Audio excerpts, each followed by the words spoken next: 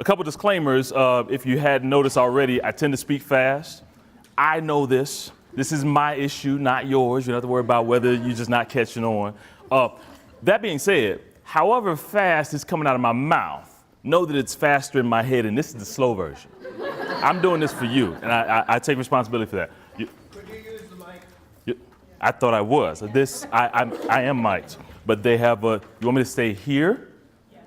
Bless your hearts. I will try to stay close. Oh, look, see? Ask and you shall receive. Oh, wait. Test it out. Oh, it's still working. Now, considering the topic that I'm talking about today, I get the permission to say, this don't blend in, do it. I get to say that. This is funny. Let's see how far this stays in. So let's see. Disclaimers. Let's see. I knew that. Oh, another thing.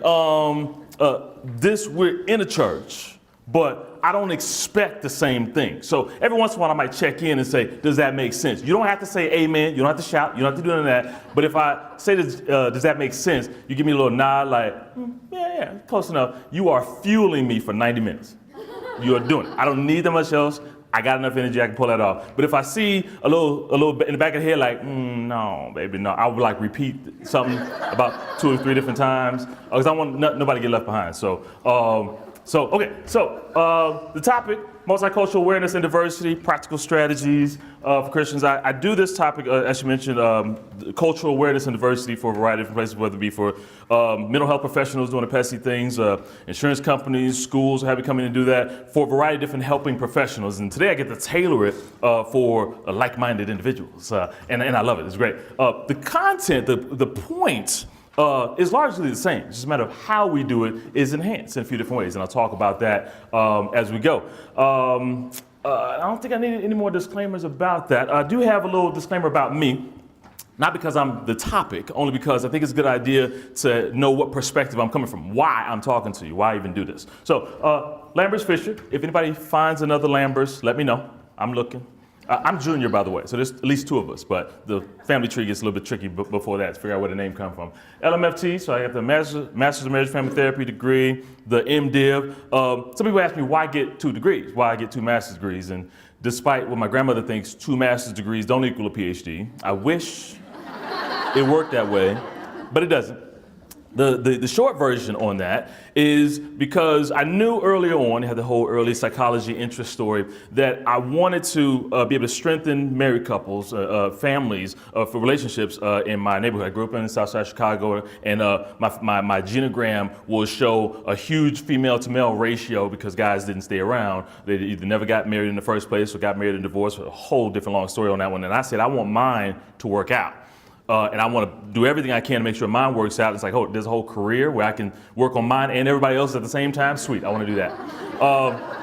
But I also knew that in my neighborhood in Southside Chicago, people don't go to counseling, whether it be for the stigma reasons, whether it be for the financial reasons, whatever the case may be. They're more likely to go to church. It was mentioned earlier, go to church and get some counseling. And there was a spectrum that I noticed early on in high school-ish age where I started to know people in ministry. And there's a spectrum from pastors who were so good at counseling, you almost want to give them an honorary degree. And all the way down to pastors, church leaders, ministry organizers, whatever the case may be, who use the word counseling for listen for a while, waiting for the right scripture to tell you, pray for you, and that's the end of the day. And it's this whole spectrum. And it's like, I knew too many people who had that kind of experience, and I wanted to offer good quality counseling. So I went to get the marriage family therapy degree. But then if I go to the church and say, I got the degree, I want to show you how to do it in a healthy way. And they say, we're not quite sure about that secular psychology stuff. It's like, I got the M.Div too. Let me in the door. Let's do some good stuff. And so that's kind of the summary about what got started and what led to what I'm doing today. Professional training, went to Fuller Seminary in Pasadena, great school. Taught me my introduction to integration and how to do it effectively. And then the day job is counseling. Everything hovers around my couples. At least I have to have at least 50% couples, or else I'll quit. Like the field, it's what wakes me up in the morning. So I'm a counselor. I see individuals and kids and do a variety of different things, but I see my clients every day. I supervise, as you mentioned, aspiring licensees. I teach, do some adjunct instructing at Crown, did a little bit of Northwestern for a while, pinch hit at Bethel for a little bit, just to try to contribute to the healthy conversations that are happening at aspiring therapists. And then trainings, like I said, I get the chance to travel and do these types of things on this particular topic. Professional experiences, secular Christian, over the course of, let's say it's 2018, last 16 years, worked at a variety of different places, from Pasadena, Minnesota, secular, regular counseling clinics, Christian. Before we left Pasadena and moved back here, I got a chance to spend the last 3 years on a pastoral staff at a large church in Pasadena as a director of counseling ministries. And so part of my role there, it's about maybe 20 hours a week, so I got a chance to train the variety of different pastoral leaders that they have there on some key things, some depression, this, some counseling, some couples counseling, this, and that. So it's that when people came to the church saying, I need to talk to a pastor I need to talk to somebody for prayer or this and that, they could do everything that they normally do. I wasn't trying to teach them how to do that. Sometimes someone went to school doing it. Some people have just been doing it for 20 years. They do that. But I trained them to listen for these key words, these key concepts, the depth of when it got a little bit past their ministry scope, and they say, wait, that stuff right there, I don't do that. We got a trained therapist down the hall, and you need to make an appointment with him. Matter of fact, his door's open. Why don't we just go see him right now? And it was a cool experience because you get different people there than you get at a clinic, than you get from a nonprofit place. So the for-profit, large companies with multiple sites across the whole state, nonprofit. I worked at a Pasadena nonprofit where it's like a renovated house offering low fee, no insurance. I had a few homeless like live out of your car homeless who be on the street asking for money, and they save their $1 for a counseling session with me just for the accountability purposes. Fascinating stuff that I can't even take credit for. Why is it relevant? Because it was my initial introduction to a variety of clients. I want to do what I do. We all want to do what we do well. We want to offer good services, but are we making an intentional effort to offer those services to the greatest variety of people? And if we're only in one particular location, one particular time, which it happens, that's not the point, but we have to acknowledge that we're getting a general, one type of client more so than another type of client, just by the fact that if you always have people who have insurance, then you don't get the people who don't have insurance. If you only have people who are in the suburbs, then you don't get people from the city. And in the long version of this, I go into details of you don't have to feel bad for who you see.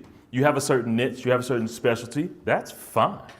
But you don't get the luxury of staying in that mindset, because you say, well, I only happen to work in this section of the city with this diagnostic criteria, which gets this age range, which gets this topic from, that's fine. You want to stay in the therapeutic bubble? We all have one. But we need to make sure we're at least exposing ourselves to other thoughts, other experiences, because your client doesn't live in that bubble. So you don't have to be all things to all people, but you don't have to literally be everything and do everything. You don't have to have the exact percentages of everybody represented. It's virtually impossible. But are you making your best effort to welcome everybody who comes in? Anybody who comes in, it's like, oh, we just don't do that, versus we may not be specialties in that, but we offer our service to whoever comes in, and we adapt as we go. If we can do that, then we can do some good stuff. My goal is to add to how well you do that. Is that fair? I'm kind of ambitious, but I think I can pull that off in 85 minutes. Sound good? Sweet. Okay. Let's see. Oh, personal experience. Not because that goes on the resume, just because I alluded to it already. Urban, suburban type of clientele. National, get a chance to travel. International is not professional, by the way. That's just in there as far as my perspective. I got a chance to do what was rare at the time, not as much anymore, but I got a chance to do a few foreign exchange programs in high school. And I got a chance to go to France twice, Austria once. I did Nigeria, that was after college.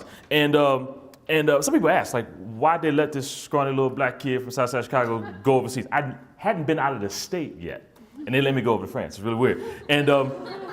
I took 2 years of Spanish, a couple years of French, a couple years of Latin, and I could barely count to 30 in all those languages. It's kind of like, why did they let me go? It's really messed up fundraising tool to waste on me. And it was interesting because I went with a team of students who were aspiring linguistic scholars, aspiring literary scholars, architectural scholars, looking at the museums and all kinds of stuff. And I attached myself to the hip to somebody on the team. I knew how to say, how much is this?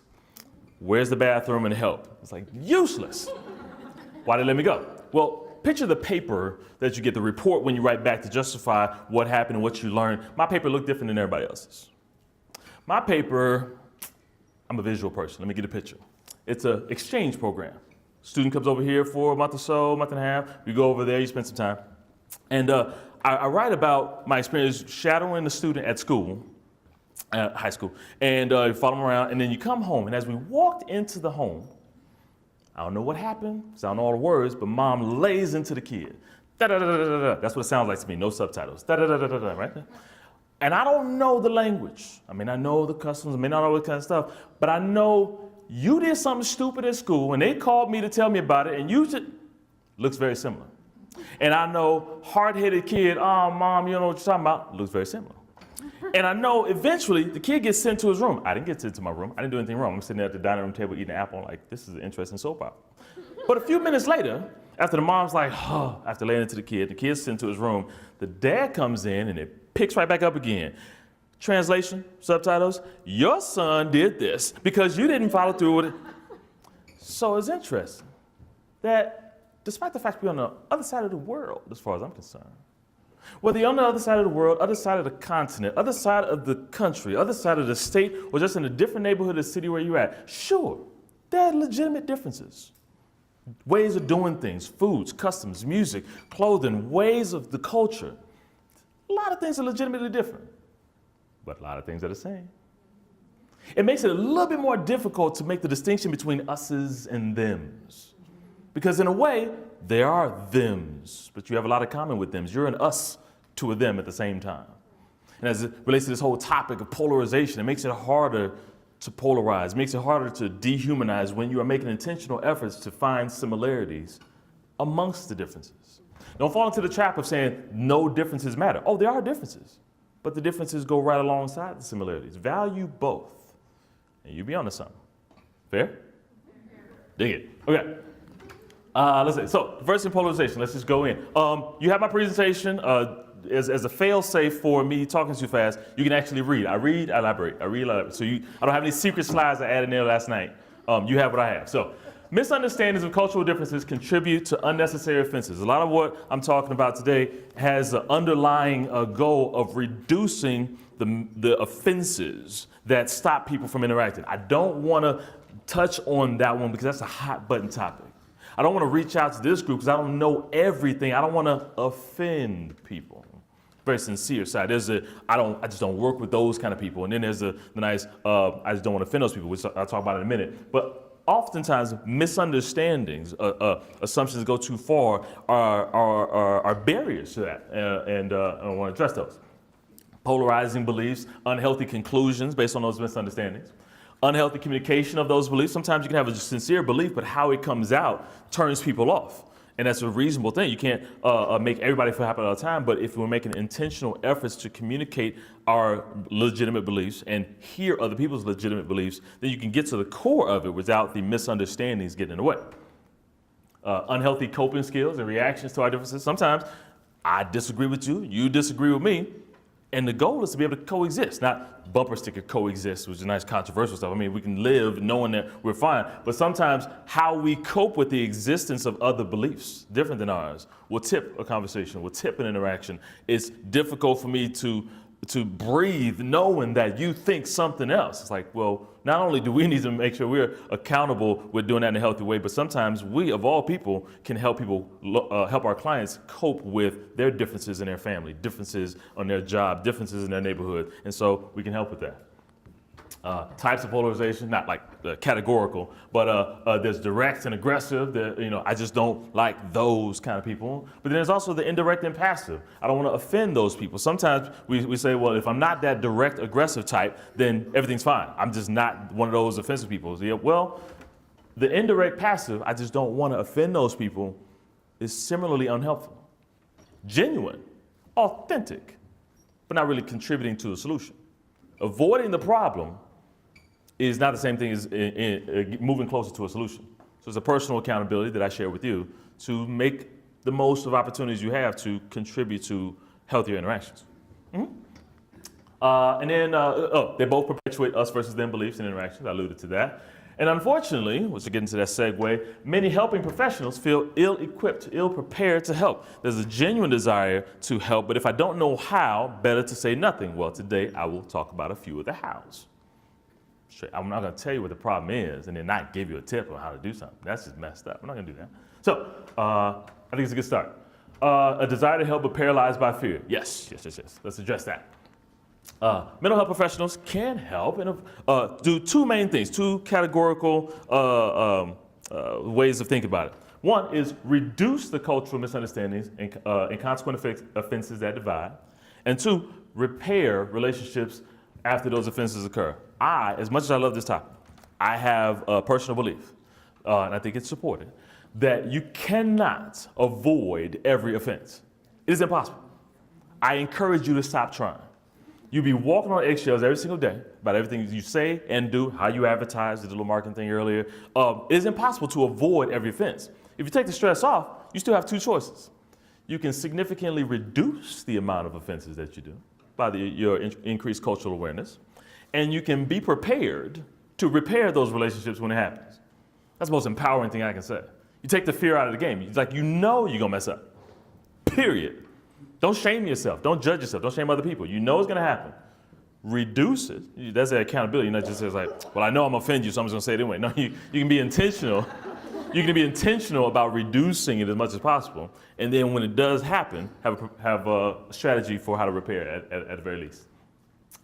We're uniquely trained as Christian counselors. Well, I love this room, this kind of concept. We're uniquely trained to increase empathy, understanding, and communication of feelings from us to them, helping them understand us, and helping our clients, whether it be individual, couple, family, child, whatever the case may be, to learn these skills themselves outside of the counseling session. And then we're also uniquely trained to help wrestle with the fears and past hurts, which are often barriers to unhealthy interactions. I alluded to a couple bullet points before, on the slide before. Being paralyzed by fear is something that we're uniquely trained to deal with, help people to overcome those fears, overcome those barriers, overcome those challenges. I just can't understand why. Side note, I don't think I have this in the slide. Whenever I hear, whether it be personal or on TV or anything else, whenever I hear the phrase, I just can't understand how somebody could it tells me more about the person who said it than how bad the thing they're talking about is. Because if you just can't understand how, put a pause and let's expand your ability to understand. Expand your awareness. I didn't say right, wrong, confirmation, approval. No, your ability to understand is one of your greatest tools. And if we apply it to all this diversity stuff, it levels out the playing field. Make sense? Nice. Okay. So bringing the faith angle, that's not the nice diversity significance up front. That's applied more directly to us. Unfortunately, faith differences are often perceived as polarizing and unifying. I love the conversations we're having today. Talk about the marketing stuff, talk about the distinctiveness of Christian counseling as a whole. Sometimes our faith in of itself isn't a matter of how we communicate it. It's a matter of once somebody realizes that you're one of those Christians, you will never see them. They will never come in because of that. So you don't even get a chance to practice your ability to understand, your ability to see where they're coming from. And so it's a reality that we have to acknowledge. However, one client at a time, you can be the one to change perspectives. Somebody who came to you a little bit reluctantly, but because you were the one that was available. You were the service that they could provide. You were the one that their insurance allowed them to go to. And they took that risk, and you pleasantly surprised them. Do all the stuff we're talking about today. And then they go back to their family or their friend. It's like, yeah, I know their name says this, but they're okay. I know the name or your past experience says you should be cautious about one of those Christians, but they helped me out. They understood more than you thought. We can be one of the people who can reduce those polarizing things. You haven't even shouted out anything from the rooftops yet. You haven't been an activist for anything, but you can plant those seeds just by what you do with that intentionality. It's not all lost. Make sense? Nice. Let's see. Christian counselors have a challenge too. I thought about a challenge and then an advantage. We have a challenge to resist some of the common counsel temptations, Christian counsel temptations. These aren't categorical per se, but I think you'll see where I'm going from in a minute. One of them is condemnation. Sometimes people feel like you're going to condemn them before you even open your mouth. Maybe they had a personal experience with somebody whenever they were vulnerable and with something, and they were just told down, you're doing that wrong. And it's often correlated with a high biblical standard, which is good. We're supposed to set our minds on things above. We're supposed to have a goal, be holy as I am holy. We're supposed to have all these good standards, but how we play those out tips it one way or the other. And I remind myself that he came to bring abundant life. Not, I did not come to condemn the world. It's like, wait, then maybe I shouldn't be condemning directly or indirectly. That's not the point. That's not the main message. The main message needs to be life, the connection with him. We need to be pointing in direction to him. If the main message people get from me is condemnation, the response shouldn't be, well, was I right? We missed it. Was there anything not truthful in what I said? Then you missed it. As opposed to, are we pointing people to that relationship that's not condemnation, that relationship with Jesus that surpasses all? And if we can do that, then we can avoid that temptation to go too far. Overshoot on a good thing. Yes, we should have that standard, but how we play that out in relationship tips one way or the other. Impatience. It's often correlated with, that tomorrow not being promised kind of thing. I know I've seen different scenarios where people are so much ready for Jesus to come back tomorrow. And I like this. I'm not saying it sarcastically. I mean, so ready that everything is imminent. Everything. I know truth that you don't know, and if you don't know it right now, I cannot sleep, I cannot breathe. You need to know it right now. And sometimes in the counseling room, it's like, no, well, you shouldn't be doing that. Well, because you just shouldn't, and we have this accountability that needs to happen now. I'm not going to disagree with the fact that anything can happen right now. Like, you ready? No? Not ready to come back yet? Or then, until then, I need to be doing some good stuff. And I'm reminded of, prodigal son type thing, crucifixion type of stories where it's like, yeah, all looked lost until it turned around. I'm picturing myself. I'm not trying to preach that. There's people who preach that story very well. But I put myself in, I'm standing next to prodigal son's father. It's like, you skip over the story, you look at it from the son's perspective about what he was doing and how long it took him to come back. But like the waiting time, all you see is arms wide open. Now you just fast forward to that. But in the meantime, was he patient? He's going to come back. It looks bad, but he don't come back? Or is he like, I don't know. I'm not going to preach that. But it's like, I want to be the one where if I have a father in my session and it looks like all is lost, I can say, but I know a story that changed that. I know a story where it looked bad. I can validate that. I can empathize with that. Well, then you see that all is hope. No, all is not. No, I saw A, but A plus B doesn't equal your C. Can I not feed into that impatience? Or will my biblical standard make that a temptation for me? I want to be aware of that. And then a lack of empathy. It's often correlated with kingdom-sightedness. I made that term up, by the way. Feel free to steal it. I picture like nearsighted, farsighted. Like if my understanding is correct me if I'm wrong. If I'm nearsighted, my sight near is clear, and further away is blurry. If I'm farsighted, my sight far is clear, and then everything else is blurry. Some people get genuinely. All this stuff is very genuine. I'm not trying to polarize. I'm trying to validate both. That's why I have both perspectives. There's legitimate ways of viewing it where I get so kingdom focused. Set your minds on things above. Yeah, that's cool. We are not in this. We're in this world, but not of the world. That's fine. But you need to have a perspective on both. I picture this very visual person. I picture with the technology, you have those virtual reality glasses. Most of the good ones are just the glasses, and you just do like this. Whoa, roller coaster. But the ones that scare me are the ones where you like walk around and you start doing stuff and you're like in a safe room, but give it a little bit of time. You're gonna be doing that in your own house, playing this game and be like kicking lamps over because you can't see the lamp. And you can be like, smacking people. It's like, why you hit me? Because I'm playing the game and I don't see nothing. Don't be so kingdom-sighted that you lose perspective on the actual experiences of the people around you. The best missionaries will tell you this. Sure, we're bringing a certain perspective over there, but we have to learn the language. We have to understand their experiences. You can't truly witness to somebody until you understand where they're coming from. Don't be so kingdom-sighted, sounds like a good thing, but so much so that anything less is blurry. You don't understand. Again, I just can't understand how somebody else could not, well, then you're not going to be able to truly reach them. Make sure you're balanced. Have your focus. Don't let me change your doctrine, change your belief. Oh, I'm there. But have a perspective too. And if you can do that, then that levels the playing field on some of that divide between us, and it starts right there. Make sense? All right, nobody's running out leaving. Okay, I like this. Let's see, okay. So similarly, there's a Christian Counsel Temptations. We have the challenge to maximize the benefits of that faith advantage. The counselors are even more suited to help in certain ways.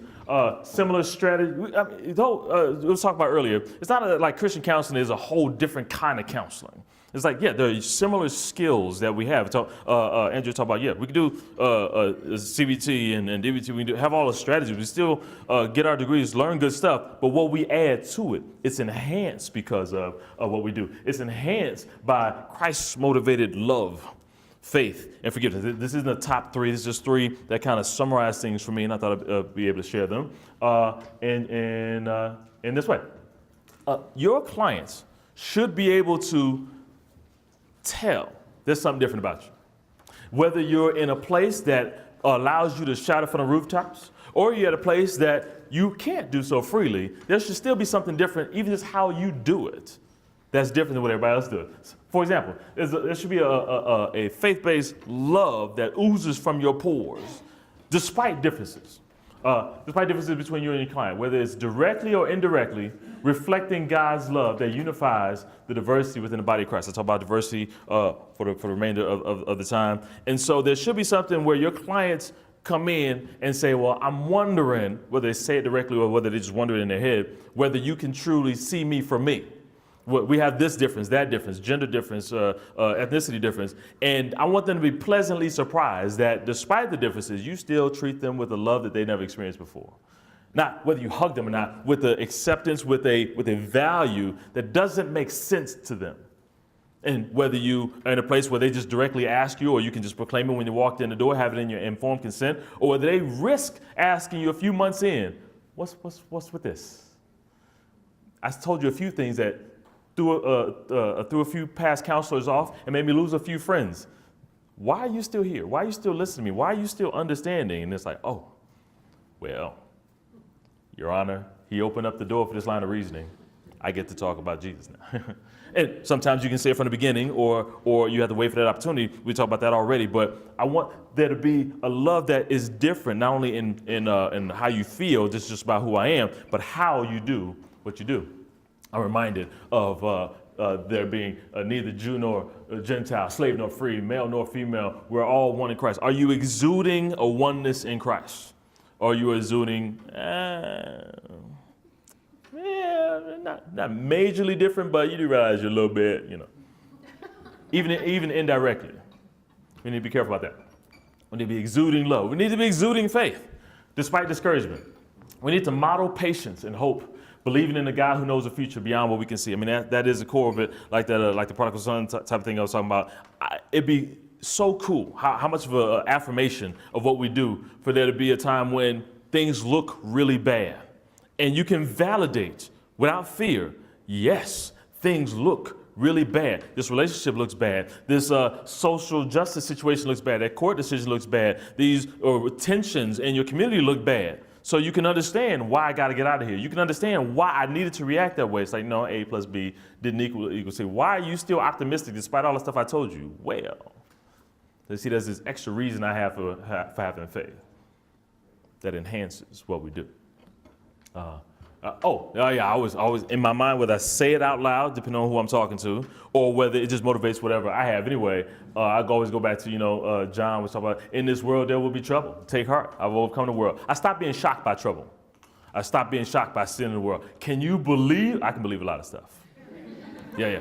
It's one of those things where people, God can do exceedingly and abundantly above all you can think or ask. I can think of some stuff. Yeah. That's not a discouragement. That's man, God, you must be really special. Because I can think of some stuff and you're like, you topped that? Nice. It works the other way around too. I'm not shocked by how bad things can get because God is bigger than that too. So if you can model that, then you don't have to be shocked by your clients, which takes some of that what out of your face and helps you empathize with your clients. It's directly there. And that goes with gender differences, faith differences, culture differences. There's the shocked one, and then there's a, you roll with it. Yes, we need to learn stuff as we go, but how you learn, how you adjust, how you adapt, validating the whole way, it changes everything. And then forgiveness. Despite offenses. Sometimes your clients will feel offended by other people, bosses, a coworker, a neighbor, a politician, a church person, and you need to model a type of forgiveness that's not just about forgive and forget, but about a relationship and reconciliation. Or if they are offended by something you did.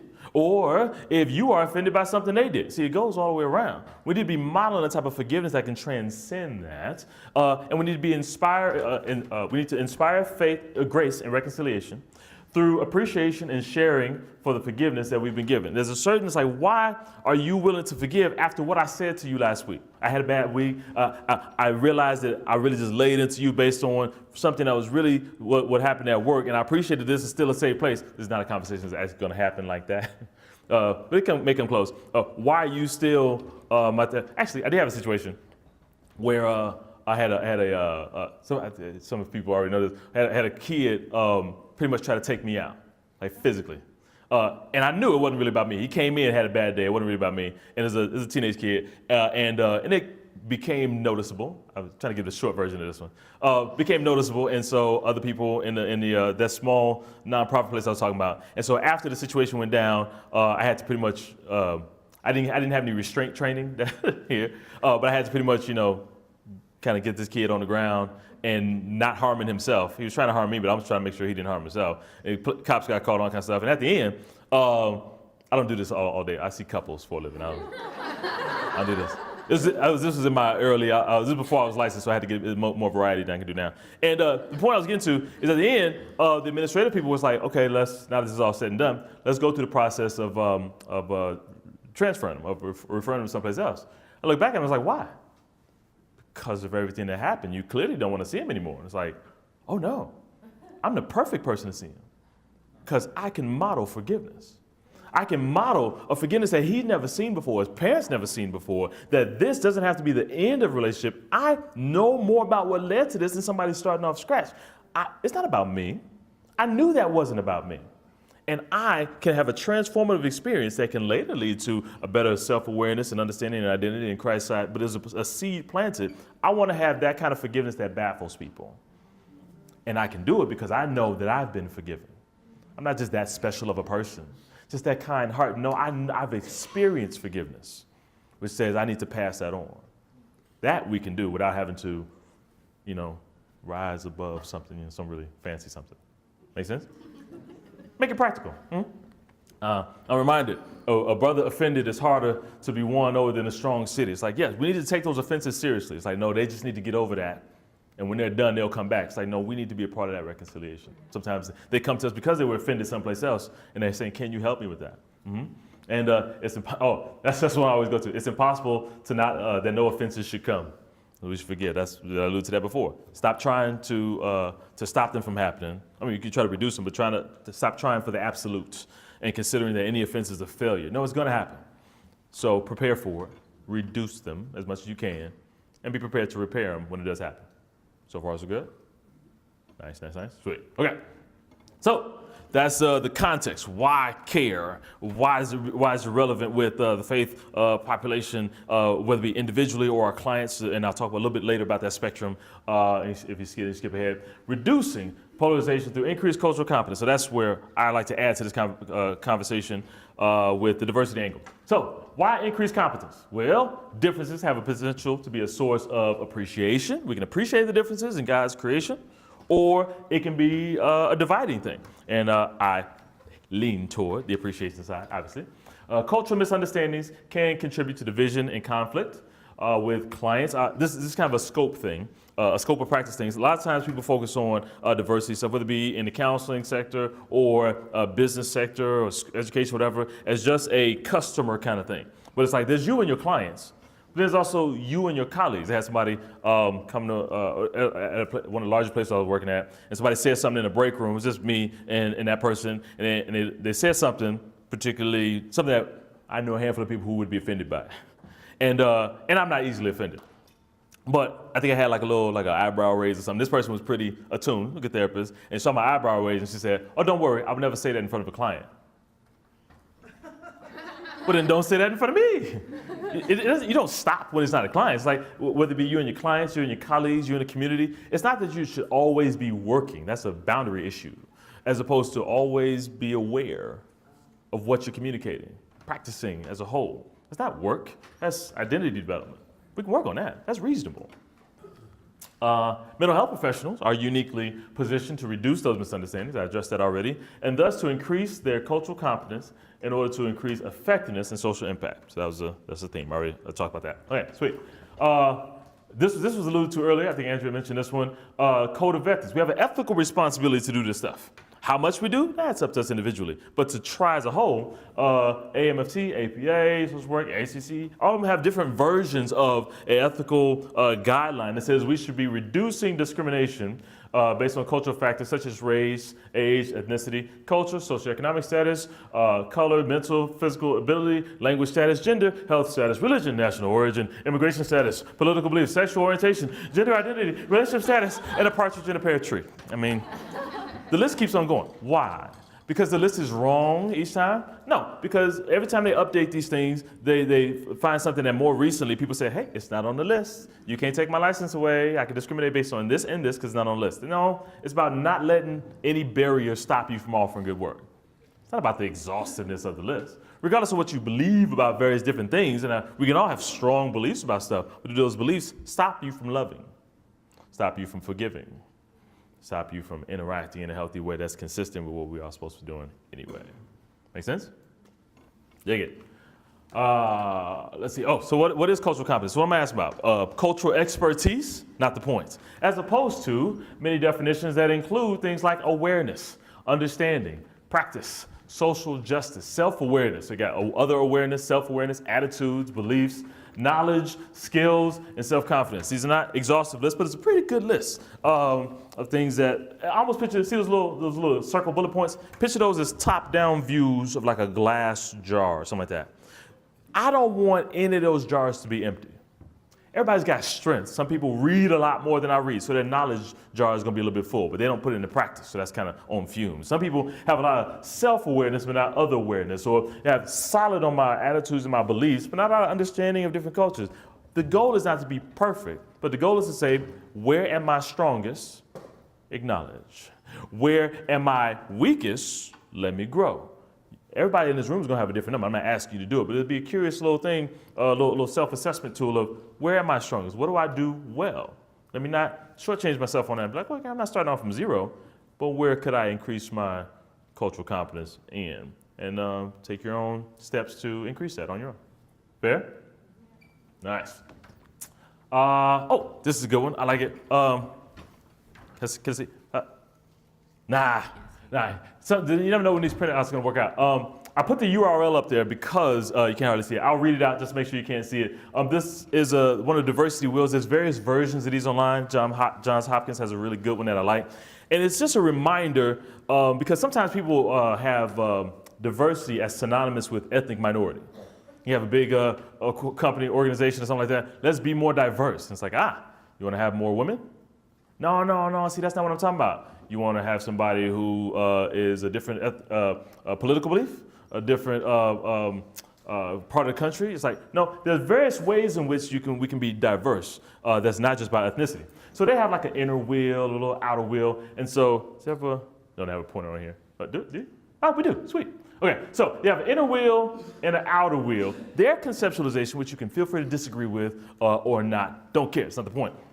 The inner wheel are certain things about a person that don't change. They just are what they are, and at least how people identify themselves. And the things on the outer wheel are things that change over time or we choose to be a part of. You can argue that something on the inside should be on the outside, something on the outside should be on the inside. Doesn't matter. Just make sure when we think about diversity, we're thinking about the greatest variety possible. For example, inside we have age, gender identity expression, gender, national origin, sexual orientation, mental and physical ability, race and ethnicity. Like I said, for you tech-savvy folks want to pull up on your tablet, that's the URL, you can type it up in there or just Google it. The things about oneself that just are what they are, as opposed to things like work experience, white collar, blue collar, no collar kind of things. Education, PhD, master's degree, bachelor's degree, no degree, whatever. Political belief, Republican, Democrat, Independent, whatever the case may be. Family, I'm a mother, father, uncle, son, nephew, what's my family role? Organizational role, I'm the president of the company, I'm the administrative assistant, I'm the custodial engineer. Language and communication skills, English as the first language, second language, sign language, whatever the case may be.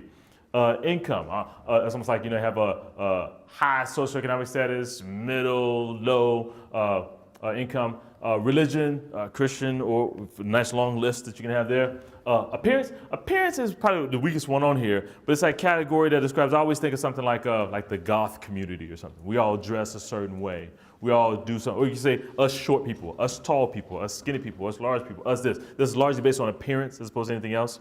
It's less of an exhaustiveness of the list. Some people can say, what about this big category that I belong to? I'm gonna say, add it to your own list. The goal is not the finiteness of it, it's just remind yourself, if you at your individual practice or your organization and somebody says, let's be more diverse, the question that should come up with is, how so? What did you have in mind? I don't know about the right answer of it. I'm just saying let's broaden our perspective. And ideally, we can ask the added question of, is there a particular need around us that we can meet that we're not already meeting? That's an interesting challenge. So let's broaden our scope of what diversity is. So knowing yourself culturally. So in a longer type of version of this, I'd actually break up into groups and do this, but I just ask you to do it personally. Ask yourself these questions. You maybe on your drive home, think about it. What aspects of your cultural identity do you value or identify with, and why?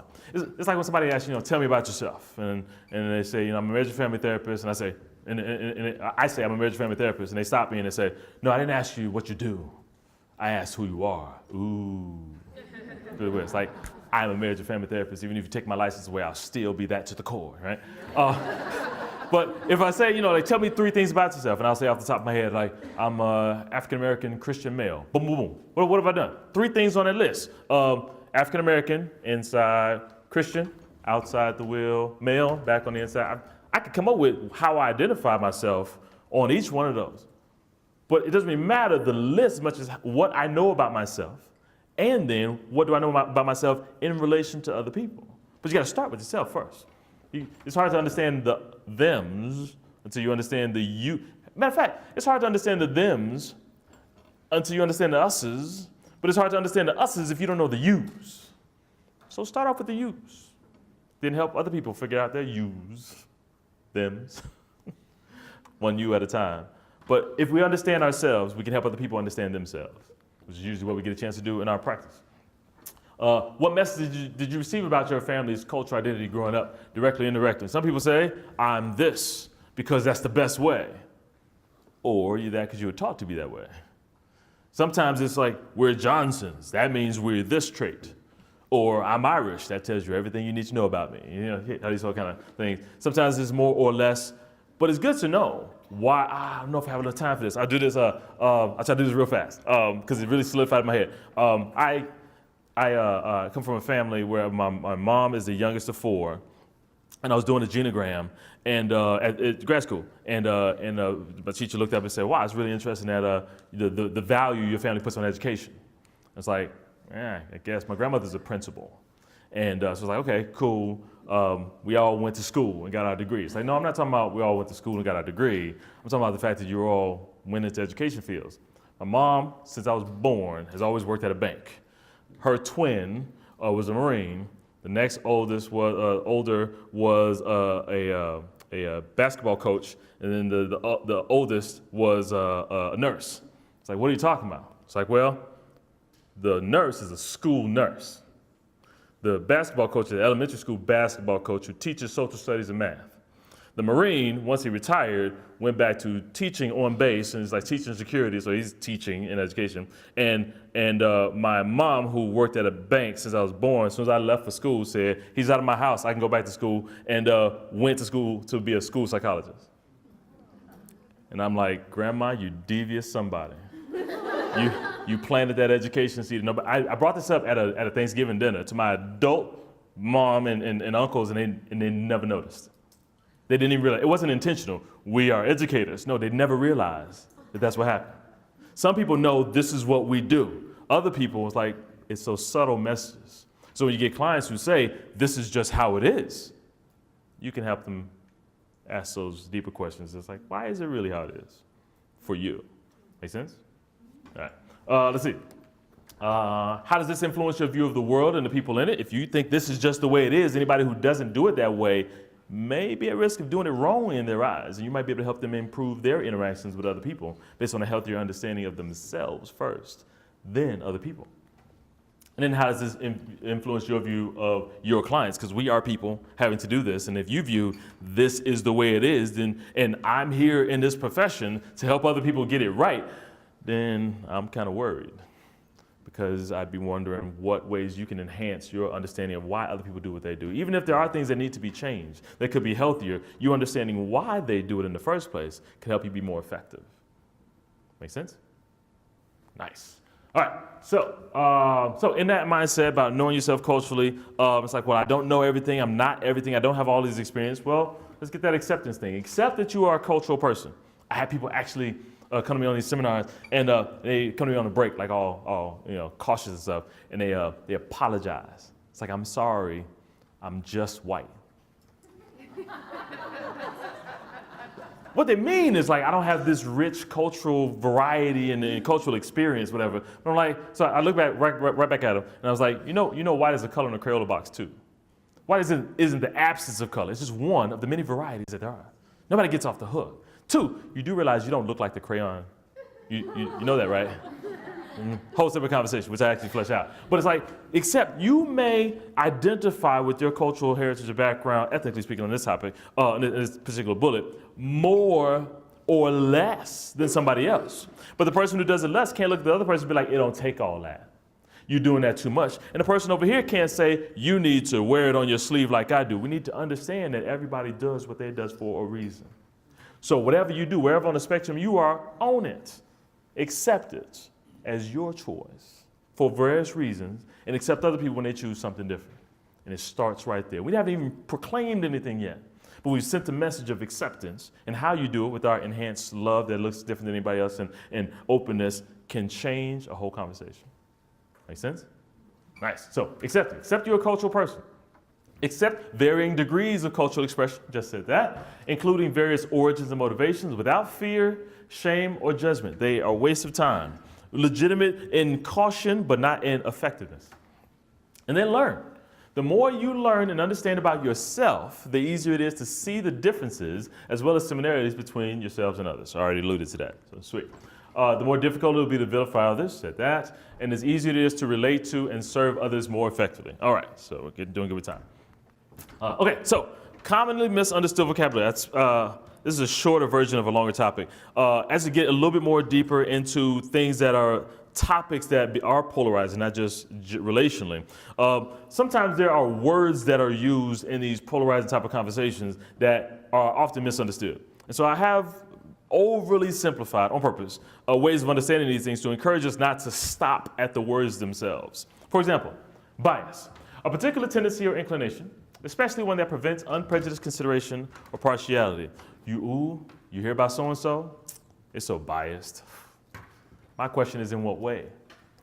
If I have a piece of candy, and I have 2 children that I have the option to give it to, and one of those children is my daughter, I'm gonna give it to my daughter. I'm biased, and I ain't ashamed of it.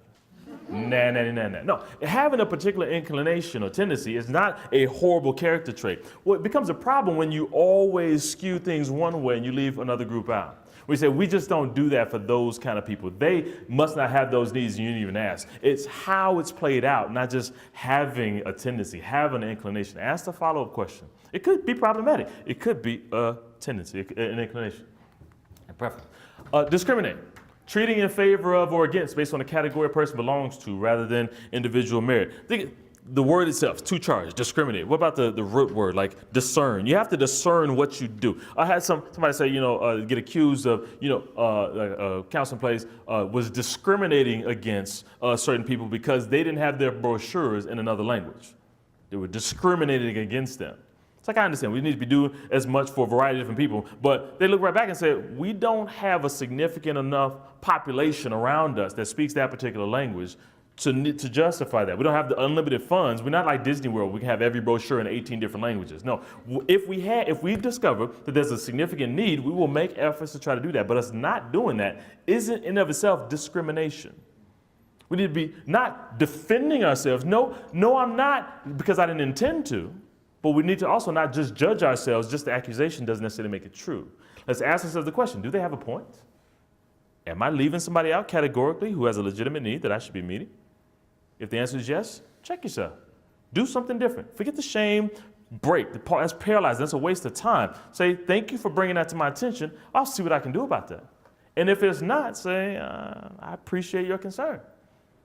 If a great enough need arises, we will put that on our list. For right now, we have to prioritize. We can do 4 things. If we get enough funds and get big enough and to do 5, I will make sure that's on the list. But for right now, sorry, we're not going to do that. It's not in and of itself discrimination, capital D. Bold, italics. Ask yourself the question. Don't defend or justify, but don't shame unnecessarily. Ask yourself the follow-up question. In what way? How so? Am I? Prejudice. Any preconceived opinion or idea or feeling, favorable or unfavorable. Prejudice. Break it down. Prejudice, big word. Prejudge. How dare you have a pre-thought? You can't judge a book by its cover. Sometimes you can. Ooh, I said it. If I show you a book that's got Batman on the cover, and I open up the book, and I start reading, in the beginning was the Word, and the Word was with God, and the Word was God. How many pages do you think it'll take before I say, where's Batman in the story? No, sometimes what's on the outside is the initial good reflection of what's on the inside. Many times that's not true. I don't judge myself or anybody else for having the pre-thoughts. Where it becomes a problem is when you stop at the pre-thoughts. And then whatever you hear in front of you, you stop. If I look at every one of y'all in this room, and I start making assumptions as soon as I see you. Yeah, don't feel ashamed about it.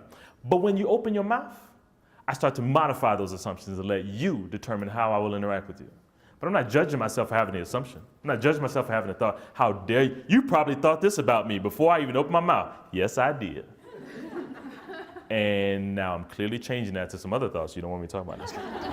No, let's not be so charged by the words. I'm not saying, yay, prejudice. That's not the point. I'm saying let's not be so easily triggered, because oftentimes our clients will come in and say, my boss was being prejudiced. And your question should be, how so? In what way? Not, oh, that must be so bad. Where did it work? I'm never going there again. Ask the follow-up question. So maybe times there's clarifications that you can have and help them understand. And other times they're exactly right. It's not about always right, always not. Let's just not be tripped up by the easy misunderstandings. Make sense? Okay. Stereotype. A widely held, a fixed belief, oversimplified image of a particular idea, person, or thing. I don't know if you can see me back here. I have a stereotype that chairs hold me up. But I hate stereotypes. So before I get into any chair, I make sure, no you don't. You sit in the chair. You make your assumptions, make your stereotypes. Now, if I sit in the chair and it falls down, you better believe next few chairs I sit in, I'm gonna test it out. But you have to have your stereotypes. You go through life with these things. You make your assumptions. Again, kind of like with prejudice, what is a problem is when you stop at those stereotypes. You don't let the individual person tell you about them. Now, this also works with positive stereotypes too, by the way.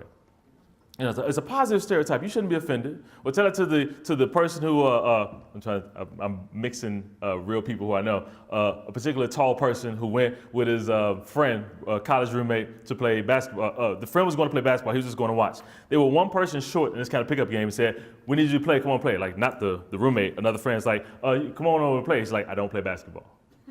But come on, we need that. We can't play if you don't play. You don't want me on your team. I don't know how to play. They eventually get him to go. They lose horribly, and they're mad at him because he lost. He's like, I told you, you didn't listen. You had your stereotype, and that's all you saw. You didn't hear the words that were coming out of my mouth. don't let the stereotypes stop you, but also don't be ashamed. Sometimes stereotypes are there for a reason. I love this one. They spoofed this on SNL last season. It was really funny. Where it's like, somebody coming up to you, somebody's at an ATM, and somebody comes up, it's late at night when it's dark on the side of a building, ATMs, and somebody comes up behind you, it's like, oh, you scared, come black, or come this or that. It's like, yeah. If I'm in Chicago, go and visit, all my family's in Chicago. If I go to Chicago, I'm watching my back. I don't care what the stereotypes are. I will work. If you go down the street and somebody's like, with a knife, you'll be like, I wonder if they're selling cutlery. I don't like to have stereotypes. I like to know you back up and you ask questions later. Don't be ashamed by your stereotypes. Ask yourself, why do I have them? Is there a legitimate reason for that? How am I using those stereotypes to interact with other people? Am I trying to test them? Whenever possible, don't stop at the words. Ask yourself and your clients the follow-up questions, and you will be having a social justice conversation without being political. You will help inform their interactions with other people in home and in society as a whole without having to stand up for a particular political party. You are contributing to those one conversation at a time with questions like, how so? We already know how to do that.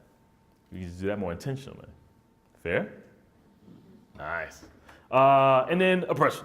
Exercise of authority or power in an unjust manner, physically or emotionally. There's no positive spin to oppression. I can't really do that. It doesn't quite work. Well, I put it up there because oftentimes those words are often, if you see them, people get tense. It's all in the same synonymous kind of charged way. And they're not all the same. And even regardless of what words you hear or what words you use, let's, in this profession, in this room, in this ministry mindset, ask the follow-up questions, because you could be planting seeds that help a healthier conversation happen then you're never even around, but you helped be more effective. Fair? Nice. How we doing? Doing good. Sweet. Okay, so, but I don't think I'm racist. I hear that. I'd like to make a distinction on the whole racism is another charged word. It doesn't go in the other slides, so I'll put it on this one with other similar words. But one here before racism, big capital R, I'll go microaggressions. It's getting a lot more play nowadays. A few years ago, it was like I never even heard of that. I get most people in the room. What times people hear about it, just in case for those who don't. Microaggressions are brief everyday exchanges that send denigrating messages that are often subtle in nature and occur automatically or subconsciously. Simply put, when you offend others without intending to do so. I assume if you're in this room and you are disappointed by what I'm saying because you are actively desiring to be racist and I'm disappointing you, don't raise your hand. Come to me on a break and let me know. I'll assume that's not the major issue in this room, as opposed to worrying about those unintended offenses. I don't want to do that. That's when we get on those eggshells. I don't want to mess things up. That's reasonable. That's not the same thing as racist. There's I spent a handful of slides on that.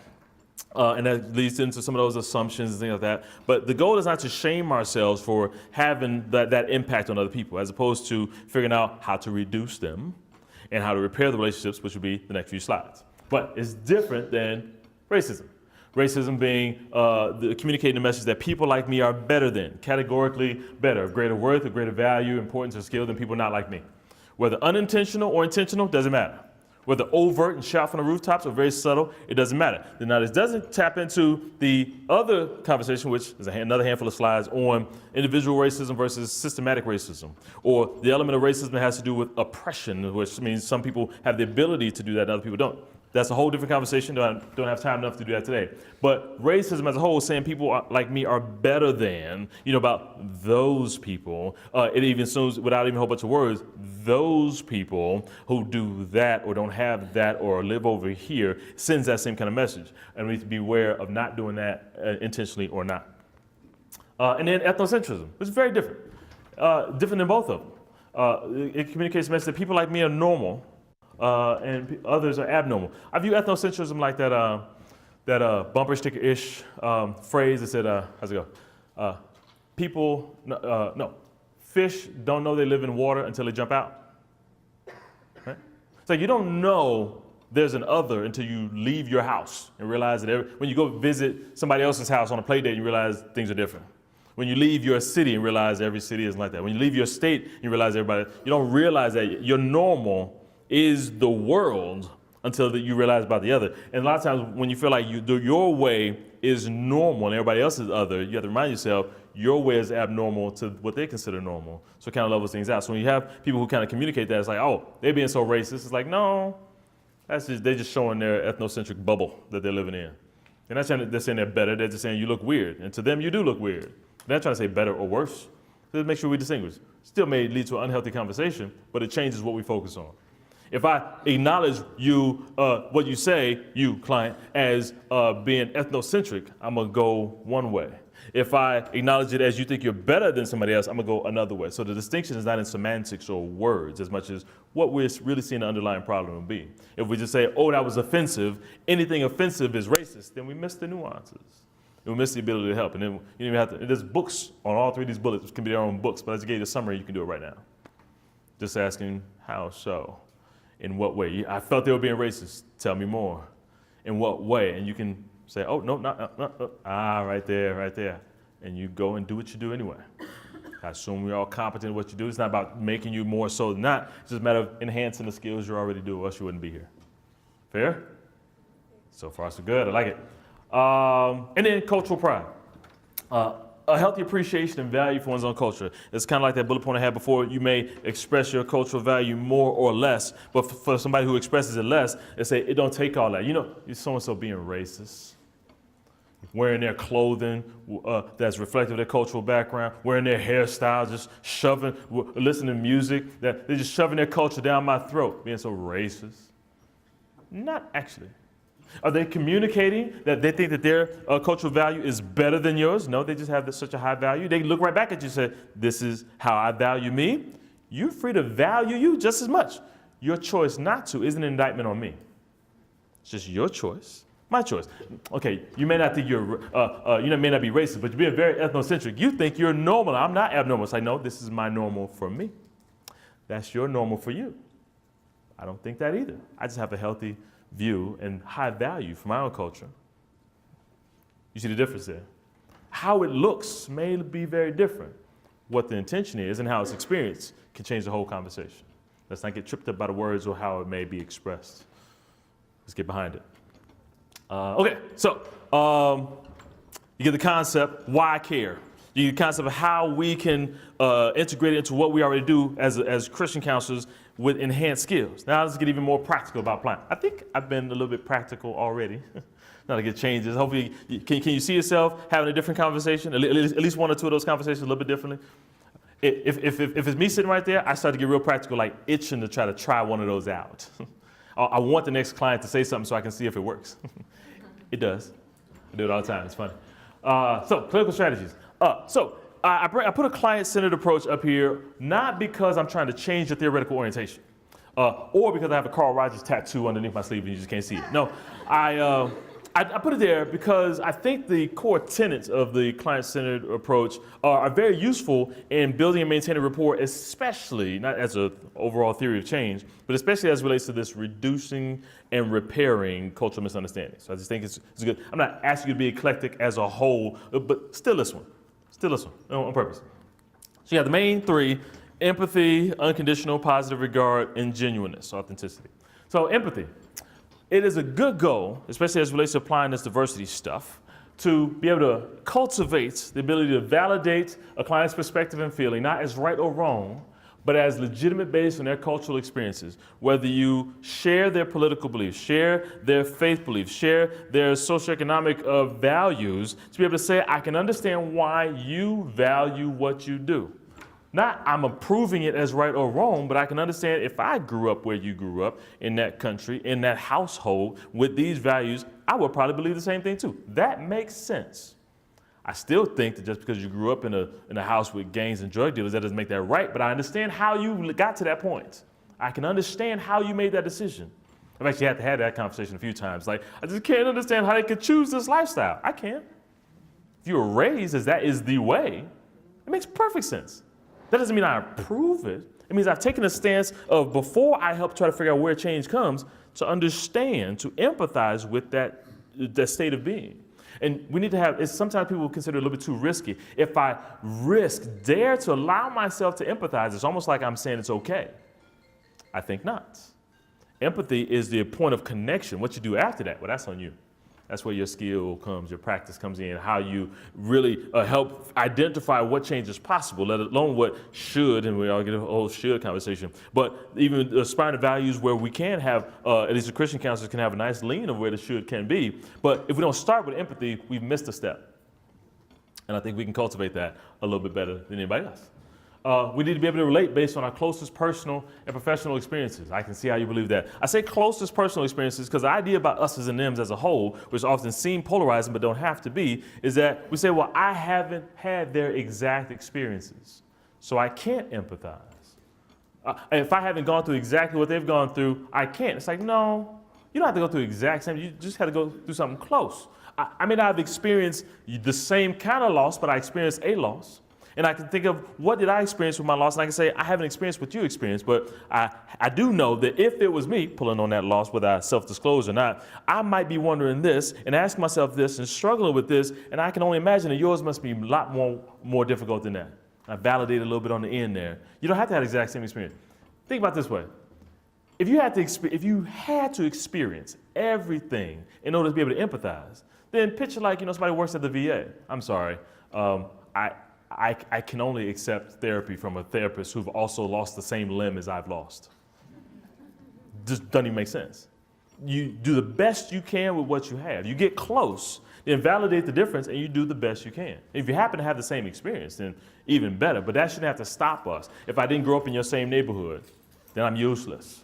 If I didn't have your same household experience, if I didn't have your same faith experience, if I didn't have your same family experience, then I'm useless. I think you'd be shortchanging yourself, cutting yourself short.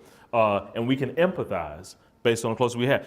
People who take the extra step to empathize that way pleasantly surprise people. That's when your clients say, I didn't think you'd be able to understand because we don't have this, that, and that common. Well, you understand more than the last few people I talked to, so let's see where this goes. I'm still kind of cautious. There's a limit to this. There's a ground. But let's see how this goes. Empathy. Unconditional positive regard. Contrary to popular belief, unconditional positive regard doesn't mean being happy about everything. That's not how it works. As opposed to taking a healthy interest in their cultural experience, the differences. Looking at the differences as pleasant surprises, as curiosities, as interesting, as opposed to weird, abnormal, or detrimental because it's different than you. I'm reminded that by this, everyone will know that you're my disciples if you love one another. I want love to exude despite the differences. I want being pleasantly surprised and being intrigued by differences to be more interesting than irritating and inconvenient. That we can cultivate. And then genuineness. Authentically be and accept yourself. Inspire through reflecting Christ. You don't go to a doctor's office expecting the doctor to tailor their room just because you walked in to make you feel more comfortable. No, you go to the doctor to get the service that they provide. If you're authentically being you, then they can respect that. Don't know if I have enough time for this one, but I'm going to do it anyway. I'll do it real quick, 30 seconds. Picture this scenario.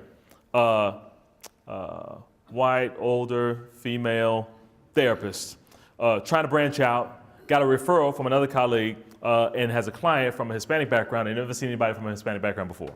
And so they're like, ooh, I want to make them feel comfortable, but I never did that before. So before they come, private practice, solo practice, and so I want them to feel more comfortable. So I'm going to go to my bookshelf and take some of the trinkets down. And I'll put some cultural appropriate trinkets up, some sombreros and stuff on the bookshelf. Yeah, that's what I'm gonna do. And then I'm gonna go to the waiting area and I'm gonna take my little elevator music out of the CD, out of the thing, and I'm gonna put some mariachi music in there. Yeah, that's what I'm gonna do. And then when they come in, I'm gonna say, Buenos dias. And they're gonna say, I speak English, do you? What's wrong with that picture? Was it considerate? Sure.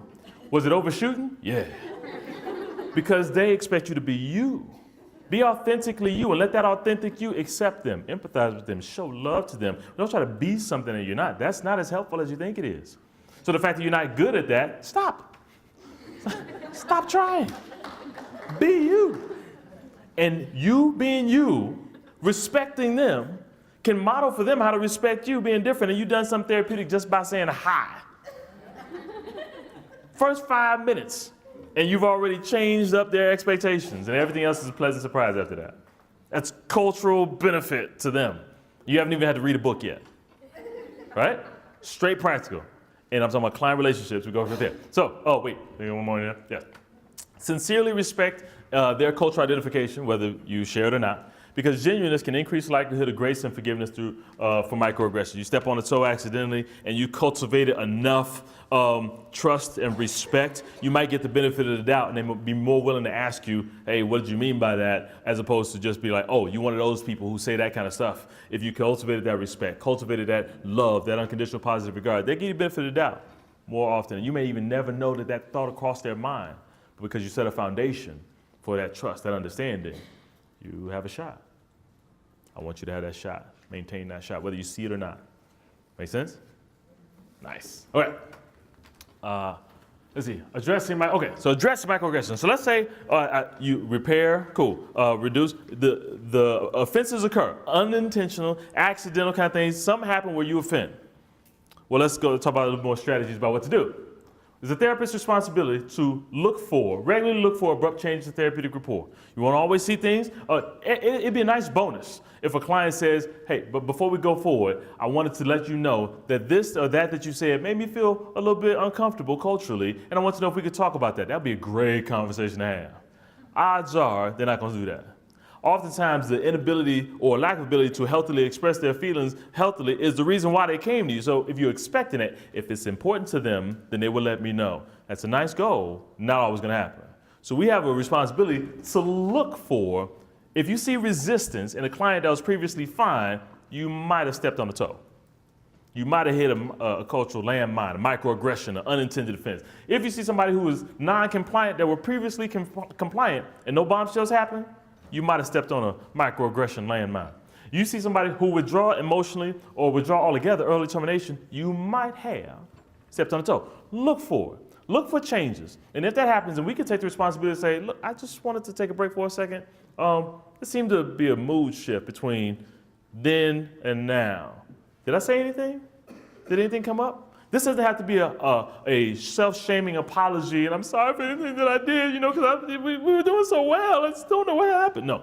But if you take that responsibility, worst thing that can happen is like, no, I'm doing pretty good. Just had a bad day. That wasn't even you. It's actually something that happened at work, and it's still a good conversation starter. Or they can say, I wasn't going to say anything, but when you said this, that ain't too cool. And you can take that opportunity to say, thank you for letting me know. What about that was uncool? What did that mean to you? And you can say, we'll talk about let's go right there. Own the impact of the microaggression. This was one of them, if you get nothing from today, this would be one-on-ones. This ain't even the deepest thing, but I think it's very cool. To cultivate, it is a great skill to be able to cultivate the ability to apologize professionally. Some people really get mad when I say that. Why should I apologize if it's not my fault? I didn't intend to hurt anybody. I didn't say anything mean. Well, it's a little bit different. Picture this. I'm a visual person. Let's say I have a wound underneath my arm. Underneath my shirt, short sleeve, but underneath here, not there, but underneath here is a wound, big wound, like big burn or something. It's recently scabbed over. It started to heal a little bit, but it's still kind of sensitive. Somebody brushes up against my arm, underneath my skin, not known to anybody else, underneath my shirt, rips the scab off, and I say, I hate it when you people do that. And then the person over here says, see, I don't like this unhealthy expression of feeling. All I did was bump into you. I bump into people all the time. It happens. It's how life interaction goes. And you need to understand that reaction was a little bit more than what was called for based on what reasonable. No! You defending yourself is pointless. It also doesn't require apology. I'm sorry, I should refer you to somebody else. I don't understand how I could be the type of person that would hurt you that way to extremes. As opposed to being able to say, I apologize if something I said hurt you. I'm owning the impact, not the cause. I didn't cause the wound in the first place. I'm not taking responsibility for everything that happened before I even met them, but I am apologizing if something I said reminded them of that hurt. Help me to understand what reminded you of that. I'm not gonna say, I'm sorry I could even think to say that, because I could say I said that to somebody else an hour ago, 2 days ago. Everybody I know that's fine with, but if that's important to you, if that's a soft spot for you, talk about not being a stumbling block. That's right there. If that matters to you, then for this hour that I see you, I won't use that term. I won't say this for you, not because you convinced me it was wrong in the first place, because that is what I'm willing to do for you. It's not a apology. It didn't mess up my self-esteem. It didn't shame me. It can build that. And their ability to see me own that and modify out of consideration, not out of correction, out of consideration for them is part of that repair process. It is a gift that we give them. and it helps them, get ahead of myself, look for it, own it, initiate the healing done to the damage to the therapeutic rapport. Flexibility and learning can do that. Respect and curiosity. I don't know what the emotional equivalent to emotional neosporin would be, but can we do some help to try to help heal that? Not just apologize that it happened in the first place, but what can I do to not only not re-injure that again in this session, but to help you make that a little bit less sensitive for the next time somebody else outside of this room bumps up into you? How can we help you? Big emotional Band-Aid. I feel like I'm like a bouncer in a club. I don't know why in my head I'm in a club with my client, but I'm like, why birth? Move through, wounded arm over here, don't bump. You see where I'm going? How can I help not only acknowledge it, but then help make that experience not a repeatable one in my session, as well as outside? That's where it becomes a therapeutic thing. You follow? Okay, sweet. Okay, so if that's our responsibility, what is the client's responsibility? Well, I get a little bit sneaky. It's still on us. The client's responsibility is to learn how to better address microaggressions that occur outside of the therapeutic relationship by learning from the therapist's modeling in a healthy manner of addressing microaggressions that occur within the therapeutic relationship. The client's responsibility is to make the most of that experience that we initiate about how to respond to and help repair microaggressions when they occur. Because a blessed hope, would be if they brush up against somebody else's wound outside a session. Their initial response could be, see, what you need to understand is, I don't appreciate you talking to me that way, or they can pause and say, I saw another way of handling this. Let me try that out. And you've helped them change their whole life by modeling in your session. How cool is that? Make sense? Dig it. Okay, so addressing accusations of offense if they occur. Reflect. Show that you understand more than they think you do. You couldn't understand therapists. It's like, no, I understand that this or that might be offensive. This and that might make you think that, this or that. If I did think that, I can see why you'd be hurt. Show that you understand more than they think you do. Be careful not to imply you understand completely. I almost delete I completely understand from my vocabulary. Just a tip. It's not a judgment. Just a tip from me to you. I recommend you delete it. I fall into the trap. It's a temptation. I completely understand. It sounds reassuring. But I find that if you say I completely understand, you are compelling people without even thinking about it to respond. You cannot completely understand unless you've been through my experiences. Some people hold that temptation back, but I try not to make that a temptation for other people. So it's like, I understand enough to know that, and then you show what you understand, but you lob it out there, you normalize it a little bit. Just don't absolute it, don't 100% it, because you just ask me like, nah, 100%. So just a little tip there. Show that you understand. Relate. Comparable feelings, show comparable feelings from different experiences that can enhance and understand. I can relate, not because I've gone through your exact same scenario, but I've had this, and that helps me understand. It helps me join with you on this, even though I know it's different. It is also similar in this or that area. Validate the legitimacy of their feelings based on their past experiences. I may not want to do the same thing myself, but I can understand how you would. Don't defend the accusations that precede their experiences with you. I already said that. And then empathize. Show that you care about their experiences, what they're going through, whether you're experiencing it or not. And then reassure that every effort will be made to provide a more healthy experience. Let's see what we got. Reflect, relate, validate, empathize, reassure. Have I asked you to do anything outside of your current scope of competence yet? Nope. You do it right now. It's my personal challenge. As soon as you leave, next client you have, try something out. You want to learn more later? You want to add more to your knowledge bucket through another seminar, through a book? That's fine, but that's not a prerequisite for you to start now. Yep, we can do that. Okay, doing pretty good? Okay, sweet. Addressing feelings of offense. So look for, the subtle difference between these two slides, if you unintentionally offend your client, those type of things you do. What about if you feel offended by your client? We're people too. We can be offended. Now, we have a chance to look for our offense. It's kind of like a countertransference challenge slide here. To look for it. If you find yourself angry or resentful with a client, they might have stepped on one of your landmines. If you find yourself anxious or uncomfortable, limited empathy, I have a personal challenge to try to empathize with every single client, no matter how different. And if I have difficulty doing that, it tells me more about my need to grow than how bad the client is. Whenever I see clients or supervise people or have other colleagues that I just don't work with those kinds of people, I said it before, it tells me more about you and some issues that you may have to work through, whether you're choosing to or not, than how bad those kind of clients are. Sometimes those hot button, those child abusers, those sex addiction clients, those cheaters, those whatever big names people come up with. It's like, if you don't see them, who will? If you don't help, who will? I'm not saying you have to be called to help everybody, but know that it's because that's not what you're called to do. That's something that's a difficulty for you. I always ask questions, and a lot of times it's like, was one of your parents cheated on? It tells me a lot.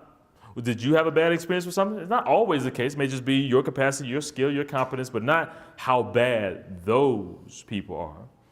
Because somebody didn't help them, and if that's you, great. If not, refer to, but know that that's our limitation. Know that we may have a trigger point, we may have a soft spot, you may have a wound that you may not be addressing. Continually ask yourself whether cultural offenses influence your view of your client's perspective. Own it. Own your own feelings and reactions. If you had a bad experience with somebody from a different cultural background, different ethnic background, different gender, different socioeconomic, whatever, if you had a bad experience, own it. Own your assumptions based on your cultural experiences. Know the difference, positive or negative. Know the difference between it's just those types of people versus I had a bad experience and I'm not over it yet. We're not supposed to be perfect. We have issues. Just acknowledge them and know that it's you, and then hopefully work on them. With no timeline. I'm not telling you within 6 months or less. If it's a short challenge, then great. If it's a multiple years long challenge, great. But own it as your thing based on your experiences, not how bad certain people are categorically. And then we don't have to perpetuate the problem. Mm-hmm. And then processing. I don't know if anybody here is a student. Don't raise your hand.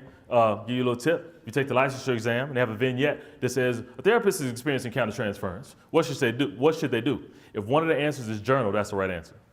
I don't know why we all supposed to be journaling. If you ain't journaling, you ain't doing it right. It's one of them things. Everywhere I say we're supposed to be journaling, I don't journal enough apparently. But don't get that answer wrong because I said so. But it's one of those things. Process. You want to go to your own therapy? Fine. You want to journal? Fine. You want to consult? Fine. Just don't make your client have to do it. Don't make the client responsible for your issue. That's the point. Make sense? Nice. Okay, so home stretch here. Talk about why support and what to do, how to do it. That's pretty much it right there. The rest, a handful of slides about certain topics that are often some of those hot button topics. And I kind of nice gloss over it, like spend a few hours on this. But I just, how to apply it to a handful of these different topics. Common social response to misunderstanding. So therapist role in social justice. We have a professional responsibility to support our clients, which is not the same thing as providing societal solutions. You already know. You can have a parent, you can have a couple, you can have whatever, that sometimes walk in and expect you to solve the problem. What's the answer? And just like we try to find the therapeutic way of saying, well, my role is not to just give you an answer, but to help you find a solution. Everybody find different answers for that. The same thing is like, well, I'm having this issue with what's happening legally or with law enforcement or with the way communities run or whatever. What is the answer? What is the solution, therapist? I laid it all out to you, and it can be tempting to try to say, I am supposed to have the answer. I am a therapist. I'm supposed to have all the answers. No, we have ethical responsibility to support, even advocate for our clients, but that doesn't necessarily mean we have to have all of the answers, as much as help them figure out what they're going to do until they have the answers. How are they going to cope? How are they going to wrestle with that? How are they going to find the answer for them, which may not be a societal solution, but may be how they're going to respond. Similarly, we have an ethical mandate to advocate for our clients, but sometimes people hear advocate and they think activists. We're supposed to stand out in front of our clients and lead the way, protest and all kind of stuff. Sometimes it does look that way. So maybe many of you here were protesting outside of insurance companies, like, we're supposed to stand up for our clients. There is a place for that. And there also is a place for advocating within the therapy room. All the stuff I was talking about before, how you stand for. You never know whether you're going to have a future politician in your session. And you helping them cope, helping them understand other perspectives of the people around them, whether they're like them or are not like them, you are planting seeds that will help them make better decisions that affect the whole community. You don't know whether you get a future police officer who will help somebody else not be so afraid of people who just because they look differently. You may get a current police officer. I had a scenario where you have like a police brutality kind of situation, and somebody's tarred and feathered on the news, not a police shooting. Let's say the victim and the police officer are both alive, and you get the victim in your as your new client. Somebody referred them to you and you say, not my expertise, but I'll see what I can do. And you help them and you start doing whatever, build some rapport. A few hours later, you get another new client and it's the cop. Next to do a relationship conversation. You don't know them, they don't know each other outside this incident. Can you help the cop? See, sometimes people look at me and say, he's like, well, I don't know if I can work with those kind of people. The people who would do that. Did you see? They were on the news. It was videotaped. Did you see what happened? I can't help people who do those type of things. Can you see a person who, if you really got to know that person and empathize, not because you're exactly in that situation, but to help that person put their feelings into words and say, I know it was a messed up thing to do, but I saw a situation. I always had to calm down a situation, break up a situation, and I saw messed up option A and messed up option B, and I chose the least messed up option, but people just think I'm a horrible person. I was just trying to help. Now I don't know if I have a job. Now I don't know if I have a career. Now I don't know if I have friends, or if my safety is in order because I'm the poster child for police brutality. That's not me. Can you see them as a person? Or just a category of people who we don't associate with? I want to be the type of therapist who can help one individual, because if you don't, who will? That may not necessarily be your expertise, but at least we have to take it out of the situation, be able to empathize with, and be able to advocate for people directly or indirectly. Therapeutic goal being to increase understanding of self and others, develop healthy coping skills, personal and internal, behavioral and external. The goal for therapists, empathize with, there you go, both sides of any controversy. You know what I hate? Sometime a few months ago, I turned on the TV and I literally just turned it on, and it happened to be on the news, and it was on mute. Because the sound system decided to turn on the sound, so I just turned it on. It was on mute, and it was a news story, and behind the person talking was this protest. And it was like straight, like, take it back a few decades ago, there's this line down like this little gate, and on one side they're the protesters, so the subtitle goes. And they're the anti-protesters, people who were protesting against the protesters. And the thing I didn't like about it is I couldn't tell who the good guys were. Both sides were angry. I'm angry about this and why I was protesting. And I'm angry that you're protesting what you're protesting. That just made me cry inside. And I don't want to not have to figure out who. A part of me is like, I want it to be clear, people who are fighting for something that I should be fighting for. I just want to be able to see and be clear who's trying to do it in a healthy way versus who's not. Like, both of that's very unhealthy. That's when I really contribute to a good conversation. But if I have a client on one side and a client on the other side, can I identify with both of them? Can I see why you feel so strongly about what you feel, whether I agree with you or not? That's the goal. Not to approve or disapprove, but to say, I see why you feel so strongly about that. Now, how can we learn how to do that in a healthy way? That's where we come in. That's how we enhance all those other efforts. Whether your client is for or against, oppressor or victim, we need to be prepared to support, not just for our clients. Love your enemies. Pray for those who persecute you. I'm gonna do this real quick. I personally got a little professional glee the day after the last presidential election. I did because I had a full day of clients, and two particular clients personified the whole day. Two particular clients don't know each other, separate parts of the day. Came in, and first thing they said, before, how you doing, before, what's the weather, first thing they saw me and said, whoa. Now, one client meant, whoa, what does that mean for me and my family now?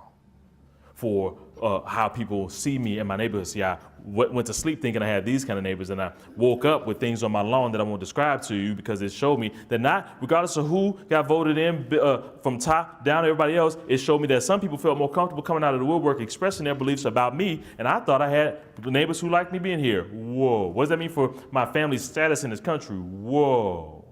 A few hours later, another client came in and said, whoa. We pulled that one out of nowhere, right? You know what I liked about that? Both clients felt just as comfortable saying that to me. It didn't matter them asking, wait, who did you vote for? They both knew in that room I had cultivated a safe place that I would empathize with them. That doesn't say I did something wrong because I should be proclaiming that. That said, I was making this about them. And they knew I would support them. Not I would support who they voted for. Not I would support their choices. I supported them in helping them do it. That was just a great day. Now, the implications of what that meant for each of them and how they're going to interact, that's just where the work comes in. But I want you to cultivate something where every one of your clients feels like you empathize, you understand them. You're going to show them love whether you voted for the same person they voted for or not. No matter what happened on the news, no matter what they're doing in their community, they see you as you, not just a personification of what they like or dislike. Make sense? All right, got to skim through. But again, let's see, cultural impact on the community. I'll skim through these.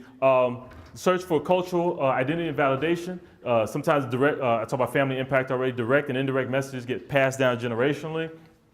Tensions build up over time. It's not just about individual decisions. It's about tensions that build up in the community based on desperation, hopelessness, distrust. Sometimes people, have people like supervising people, and it's like, well, my client said they were going to go to that protest happening outside the Capitol because tonight, and I got real scared. It's like, well, sometimes it's misunderstanding. A protest is the healthy expression of feeling, a march, a sit-in, or something. A riot is looting buildings and getting stuff done. One's a healthy expression of feeling, one's an unhealthy expression of feeling. Don't hear one and assume the other. Ask in what way? What way are you going to express that? Whether it be after court decisions or election results or across ethnicities may look different. Different people protest or riot. Sometimes it's about reversing results. Other times it's just so that the voice can be heard. Common experiences, racial divides. I don't have time to go through all these various things that contribute to racial tension in communities: poverty, homelessness, unemployment, underinsured, disproportionate numbers of minorities being pulled over by police officers, things like that. Overdiagnosed in schools. Law enforcement on the side of the car, it says protect and serve, but too many people have experiences that are not that. It's not as a whole, but too many. Racial profiling, excessive force, immigration status questions. The goal, this will be the key part here, the goal is to understand and change rather than condemnation and retaliation. I have extended family members who are police officers. I have colleagues who have done training for police officers. They're not all bad. That's not the point, but it scares me when we had a situation down in Dallas where after one police brutality kind of thing, they ambushed some police officers. Like, they need to be afraid just like we're afraid. It's like, you don't think they wake up every day afraid? I don't know what environment you work in, but I bet that the majority of people in here don't wake up, go to work every day, hoping you come home.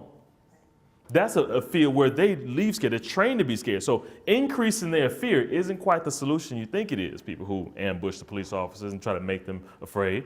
Do solutions need to happen? Yes. Does training need to happen? Does consequences need to happen? There's a variety of different solutions that can happen, but the goal should be understanding and legitimate change. But retaliation pauses the conversation. Legal system, inequality and arrests, charges, different punishment for the same crimes, and systematic oppression. We're talking about that. So our goal is not to be the ones enforcing these, but to help people understand, what are you pursuing? What is your goal and why? This needs to happen. And what is your hope for what happens after that happens? They need to experience this. They need to make this decision. And what's going to matter about you after that decision? Help them find their individual role without having to have the pressure. Well, if not this therapist, then what? You can be honest. I don't know what the solution is, but I'm trying to make healthy decisions and help you make healthy decisions so we all can get closer to that, one decision at a time. We can do that. Let's see. Common groups, last few minutes here. I'll just skim through these. Sue and Sue have a book that's commonly used in those diversity and counseling courses. They have some categories here as far as different ethnic groups describing, like I said before at the very beginning, we have different similarities and differences. You have different ways in which we're all similar and different that are not all exhaustive and absolute, but as a starting point for certain conversations. So it's just an acknowledgement of that. Different diverse families. Sure, there's a 2.5 kids and a dog, traditional heterosexual family, but then you also have multi-ethnic families, immigrant families, cohabitating couples, single-parent families, multi-generational households, grandparents raising grandchildren, families with adopted and foster children, blended families, second and third marriages, step families, interfaith couples. It's one of those things to say, well, I do family counseling. I offer these services to families, to one kind of family or to the greatest variety of family who may come in. There's similarities across the groups. There are also differences, and we need to be aware of those or learning about those more and more. Multi-ethnic families. The 17% of new marriages in the U.S. are interracial. That number is growing. 87% of marriages approved between blacks and whites. That Gallup poll talks about blacks and whites, whites and Asians and Hispanics, with a variety of different groups. Terminology, mixed, biracial, interracial, multi-ethnic, just different terms people use. It's almost like in an order of priority. Some people say, I'm mixed, but I don't like if you call me mixed. Biracial is almost a dying term only because of the binary nature of it. Two biracial people have a kid. What's the kid? Quadracial? It don't work. I mean, math-wise, don't work. So people are using interracial and multi-ethnic a little bit more. That's a decent term. Let's see, stigma still exists, but society's put pressure to maintain the norm. How we raise the kids. Everybody familiar with the one-drop rule? Ooh, not so much. Okay, you don't have to go back too far to maybe slavery times where I don't care how pale you are. If we find out you got one drop of African-American blood in you, get in line with the rest of them, kind of thing. You think we don't do that today?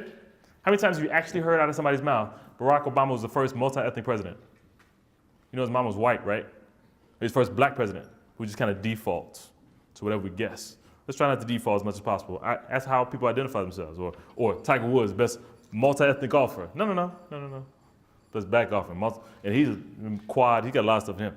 Let's not perpetuate the easy terms, especially because some people feel very strongly. You're not sure? Ask. How do you identify yourself ethnically? Don't guess. Easy. Easy question. That was an easy answer. Not easy. Different couple issues. How does my view of my relationship impact me and my interaction with the world? Age polarities. 60s and new 50s. Basically, the summary of this one is make sure we're not discounting people who are older, discounting people who are younger.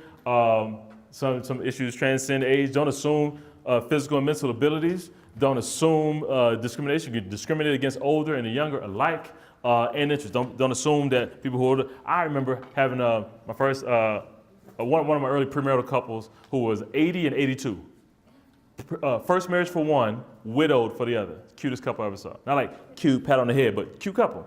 And we're doing Prepare and Rich back on paper with the thing, and we'll finish one section, we'll go into the sex and intimacy kind of thing. And before I could even register in my mind, he was reading upside down. It's like, oh, don't skip over that section, son. We're looking forward to that one. I was like, ah! I wasn't ready. My mind, he challenged my assumption. I didn't even know I had that assumption. I just assumed we can skim over this one because you're not interested. Don't assume. Don't assume. He wasn't offended graciously, but I learned something that day. Gender polarities. Let's not be sexist. Not perpetuate sexism in workforce. Me Too movements doing a lot of popularization of that now to be aware of validating gender. But let's also not be sexist against men. It's like, how can you be sexist against men? It's like, well, tell it to a stay-at-home dad who has to prove over and over again, I'm not babysitting my kids. You don't tell it to a woman. Over and over again, or you can't be sexually abused. See, anatomically, you can't sexually, take advantage of a man. If he didn't want to, then it wouldn't work. It's like, really? Tell it to the guy who was in prison. He must have wanted to. Don't work. Tell it to the guy who was taken advantage of by an adult family member, or somebody who was roofied, date rape drugs. It's like, you must have wanted to. How many women was it, really? What about the person who planned on being a virgin, and they went to their one party and only had the punch, no alcohol, and woke up in the bed with another person? It's like, see, I was taught that once a cheater, always a cheater. Am I a cheater now?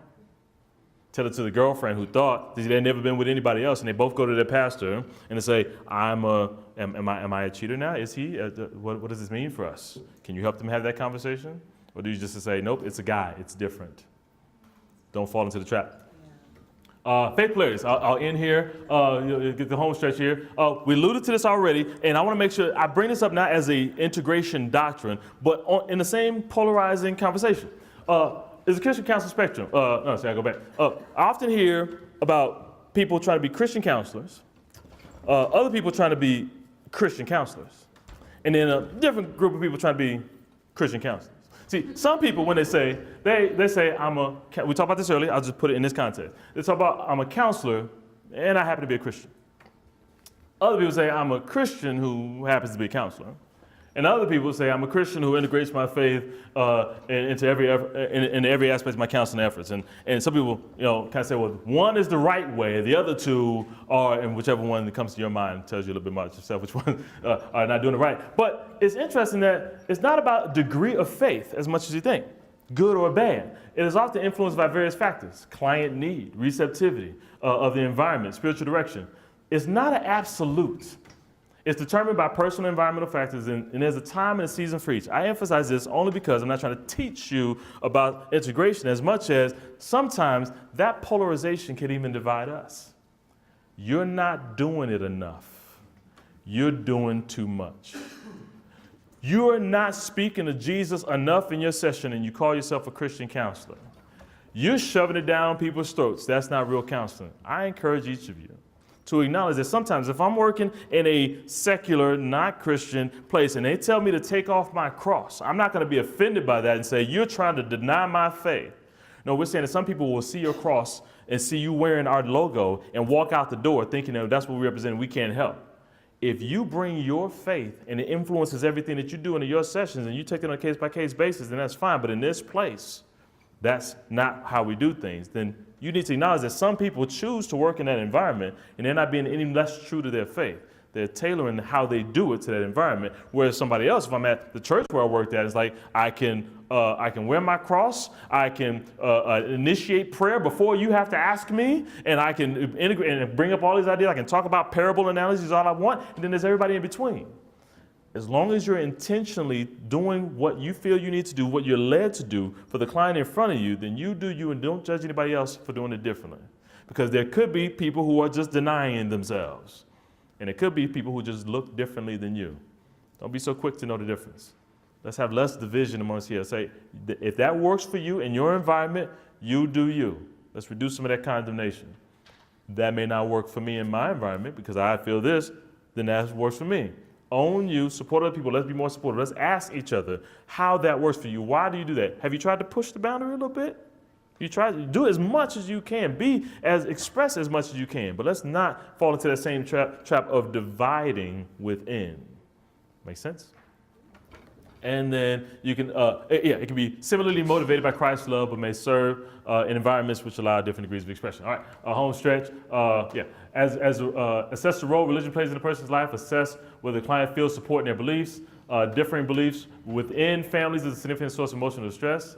Here's the key. Realize that supporting a client in their beliefs is not the same as supporting the client's beliefs. To be able to, we had conversations earlier about what happens when you have a client who has a different belief.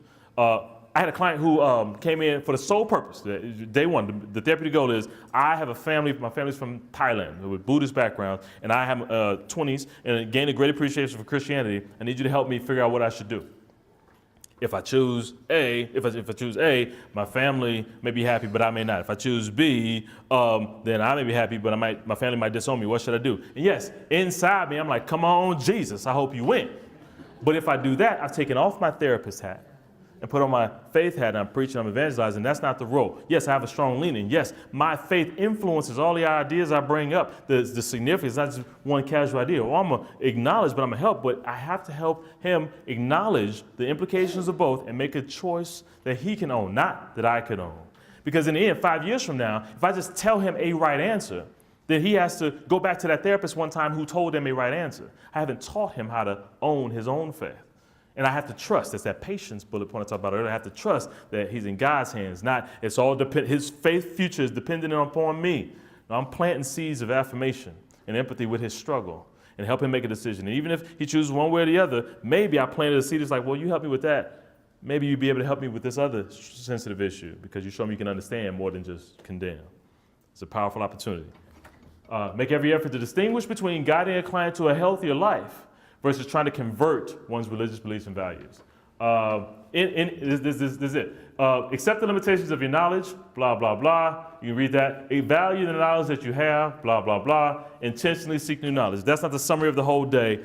To try to reduce those fears, value what you know, accept that you don't know everything, and learn more. It puts us all on the same playing field, and it also puts us all on the same road. Multicultural competence is a journey. It's not about an idea, a point at the end to get to. We all just need to be further along. I want you to be further along in this competence journey tomorrow than you were today, next year than you were right now, and hopefully you're more competent on this topic than you were 90 minutes ago.